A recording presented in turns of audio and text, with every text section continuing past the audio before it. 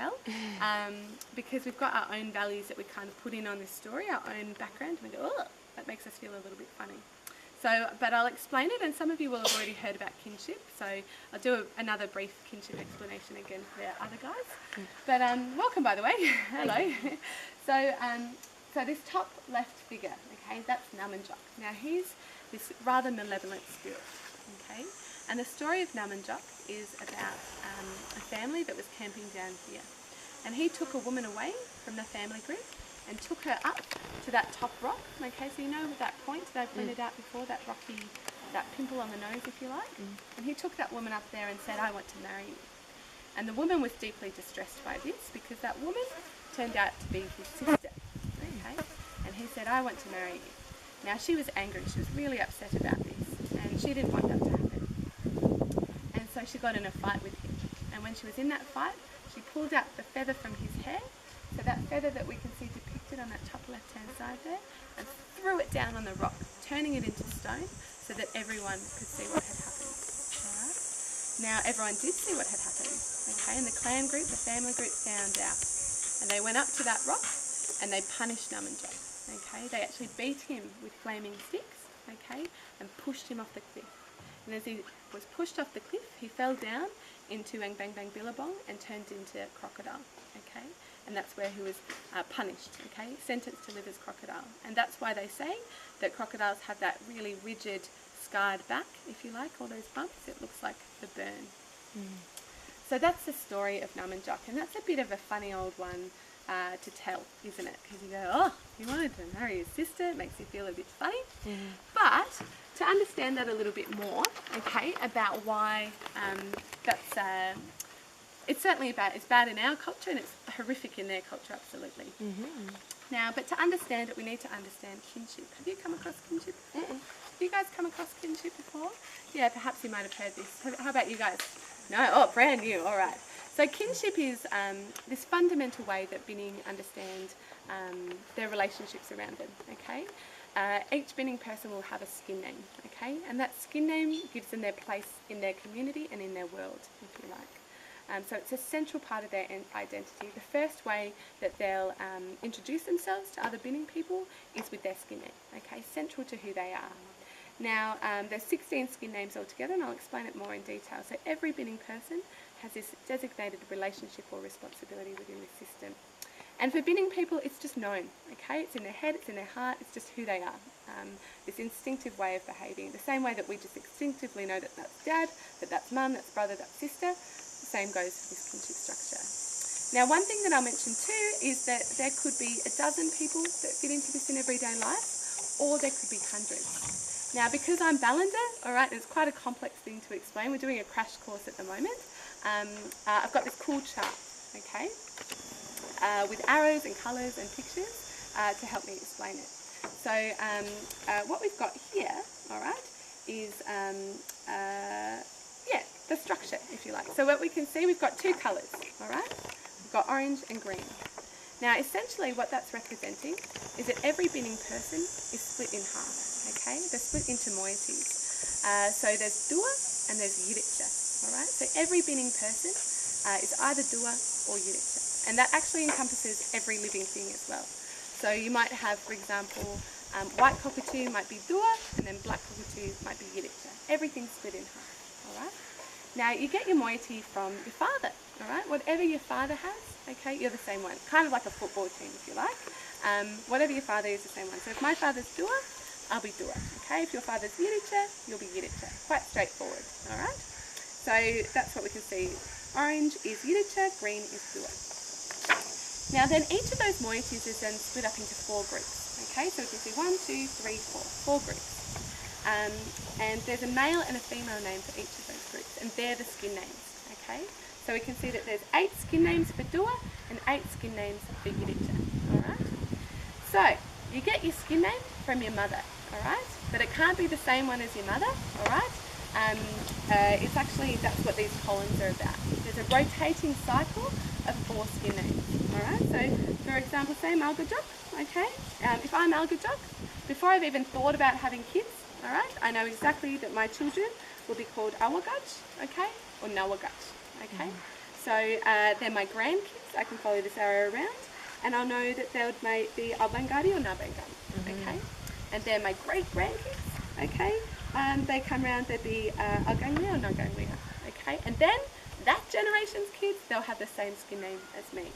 All right, so I could count back 50 generations if I wanted to and find out the skin name, count forward 100, and I'd know what their skin name was, okay? So it's this rotating cycle. And what you might have noticed from that, okay, is that they actually swap moieties, okay? It went from green to orange to green to orange, all right? So that's really important, because if we were bubbling down this extraordinary system, so kinship is this extraordinary complex system that covers every aspect of binning life, okay?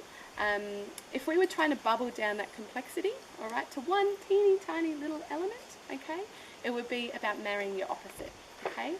Marrying the person most different from you, okay? So that's why you have the same moiety as your father, but you should always, unless something's gone wrong, you should always have the opposite moiety to your mother, okay? So we can see that's what these arrows in the middle are about, is the best match, okay? So Algajok, my best match would be Nourlangie, okay? But if Nourlangie's not great, you know, if I don't fancy Nourlangie, then I have this second best match of Megalorang, okay? So that's essentially what it's about. And then everyone else is off limits. Now the key element to this, there's actually a couple of key elements, I shouldn't say that, is that every single person, all right, every single person, regardless of their age, regardless of their bloodline, okay, that has the same skin name as you is also your brother and also your sister, okay? So every Algajok is also my sister, every Nugajok is also my brother.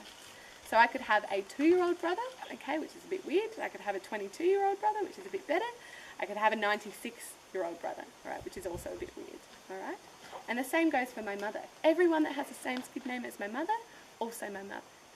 Everyone that has the same skin name as my father is also my father, all right? So encompassing a whole lot of people. And I have the same obligations, the same responsibility, okay, regardless of bloodline, regardless of age, as I do to those skin name brother and sister, okay, as I do to my blood brother and sister, okay, blood mother, dad, whatever it might be. So pretty full on, okay, so you end up having quite a large family group to look after, all right? So within this structure though as well, so it's telling you about the relationships you can have, all right? So the best marriage match, but it's also telling you about people that you can't have relationships with, okay? And one key relationship, and they get called avoidance relationships. Sometimes they also get called, so they're an avoidance relationship, but sometimes they also get called poison cousin as well, is between brother and sister, okay? So brothers and sisters, after a certain age, they actually have to part ways, okay? Sometimes during school holidays, and I've got a whole bunch of kids in the audience, like, that sounds amazing! All these kids that have been on holidays for far too long with their brother and sisters stuck in a car. But at a certain age, they have to part ways, okay? And they're not allowed any contact with each other until maybe, if they're lucky, when they're old and grey and they've had kids and grandkids and great-grandkids, maybe then they can reconnect. But until that point, it's an avoidance relationship. Wow. But it's still a loving relationship. They still have responsibility towards each other and have to look after each other. But they just can't talk to each other, be in the same car as each other, share food together, all of those sorts of things. So it's quite extraordinary complexity, okay? So when we're telling this story about Nourlangie here, okay, and how he took that woman away up to the rock, okay, chances are it probably wasn't his blood sister, okay, probably wasn't his blood sister. We can't know, obviously, but the repercussions, okay, that rule or that part of the kinship law there, that regardless of bloodline, they're still brother, sister to you, is so important that they were punished that severely, that Nourlangie was punished that severely. So we can really draw that connection, okay, that this kinship is fundamental, okay, and that that those connections are equally as meaningful. The blood, not so important, okay, skin name is important. It's all about that community, if you like. So when we're looking at all of this together, okay, we've got this story of Namagon, okay, this creation ancestor, creating the season, if you like, the storm season. We've got those ceremonial figures, all right, that idea of traditional way of life and fertility and family, okay, And then we've got Nourlangie there that's telling this really big story about law, okay, and about kinship and following law and how severe punishment happens if you don't follow law. So all together, when we're sort of bringing it all together and we're thinking about Nourlangie, okay, and that huge change that he's witnessed over his lifetime, okay, really dramatic change from traditional way of life to, traditional way of life to this Burrunggui way of life, we start to get a sense, we're starting to understand that he's trying to bring Benin people back to these stories, okay? Back to culture, if you like, back onto country. There's this really strong feeling here that it's about bringing people back to their culture, okay, and keeping their culture strong. So that's something that I find really strongly when I look at this painting and why this is such a significant piece of art, okay? We get a lot of visitors that come to Kakadu and they're like, I just want to see the old art. And I go, but this is more important, okay? This is describing that pivotal moment of change between Benin people, okay, and Burrunggui coming along, okay, and trying to hold on to those stories and express those stories. What I find really powerful as well, this is one of the last paintings that Nourlangie painted, okay? He actually died, I think it was just a year or so later, all right?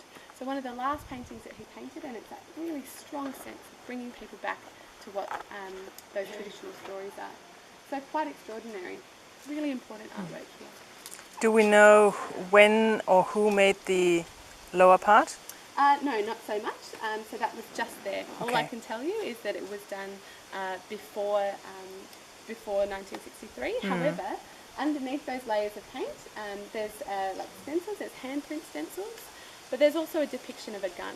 So there is some more recent rock art there as well. But yeah, certainly what I can say is that this area, this region here, and just around the corner at Ang Bang Bang Shelter, and where we're going to talk next about an archaeological dig, we've got archaeological evidence that says that people have been living in and around this rocky escarpment for 20 to 25,000 years. Okay, so there's really ancient connection to this region. So I don't know enough about those solar paintings, and again, it's that thing that there's all this rock art in the park, and I can't tell you anything about it. We just have a lot of information about Nourlangie because it's within our lifetime, right? And rock art researchers have tracked his movements and understand his rock art really well. So quite extraordinary.